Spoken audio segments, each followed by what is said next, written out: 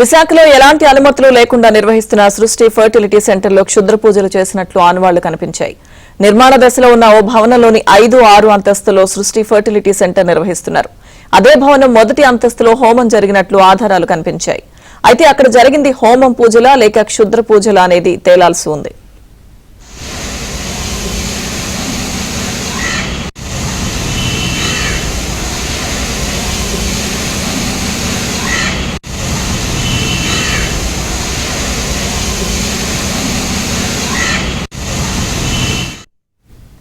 విశాఖలో ఎలాంటి అనుమతులు లేకుండా నిర్వహిస్తున్న సృష్టి ఫర్టిలిటీ సెంటర్లో క్షుద్ర పూజలు చేసినట్లు ఆనవాళ్లు కనిపించాయి.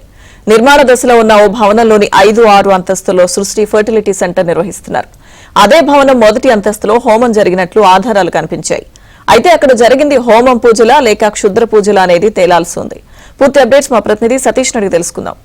సతీష్, లక్ష్మీదుర్గ విశాఖలో సృష్టి బిల్డింగ్ కేసులో రోజొక్క ట్విస్ట్ అయితే మనం వెలుగు చేస్తుంది. మొదటగా 2 సంవత్సరాలుగా వాళ్ళు కనీసం ఎటువంటి అనుమతులు లేకుండా సృష్టి పేరుతో ఫెర్టిలిటీ సెంటర్ నడపడం, అదే విధంగా అక్కడ కూడా కొంతమంది సిబ్బంది అక్కడ వైద్యం చేయడం, చాలా మందితో మాట్లాడడం, మహిళలు తీసుకురావడం, ట్రీట్మెంట్ చేయడం అనేది వీళ్ళకి వచ్చిన తర్వాత ఇప్పుడు తాజాగా మొదటి అంతస్తులో ఏదైతే 6 అంతస్తుల భవనంలో అపార్ట్మెంట్ లో మొదటి అంతస్తులో ఒక పూజలు హోమం జరిగే మాదిరిగా మొత్తం అంతా అక్కడ ఇటుకే వస్తూ బట్టి ఒక పూజ జరిగినట్లు ఆనవాళ్ళు కనిపిస్తున్నాయి. అయితే ఇప్పటి వరకు వాళ్ళు గమనించిన వాళ్ళు ఇప్పుడు తాజాగా భవనంలోకి వెళ్ళిన తర్వాత అందరికీ కూడా దానిపై దృష్టి పడింది.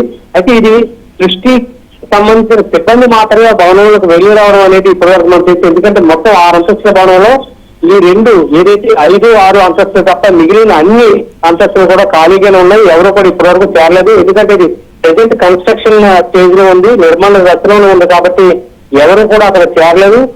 అటువంటి దశలోనే సృష్టి కనీసం ఎటువంటి పేరు ఎటువంటి చిరునామా లేకుండా రహస్యంగా గత 2 సంవత్సరాల నుంచి డిఎన్ఎస్ జిల్లా వైద్యారోగ్య శాఖ నుంచి కూడా ఎటువంటి అనుమతులు లేకుండా అక్కడికి సృష్టి పేరుతో ఈ విధమైన అక్రమ దందా చేస్తున్నట్లు వెలుగులోకి వచ్చింది. ఇప్పుడు తాజాగా మొదటి అంతస్తులో ఏదైతే అనుమానంగా కనిపిస్తున్న హోమం జరిగినట్లు పూజలు జరుగుతున్నట్లు ఇది కేవలం హోమమా లేకపోతే క్షుద్ర పూజలు జరిగాయి అనేది ప్రస్తుతం ఇది కూడా ఒక సందేహాత్మకంగా మారింది.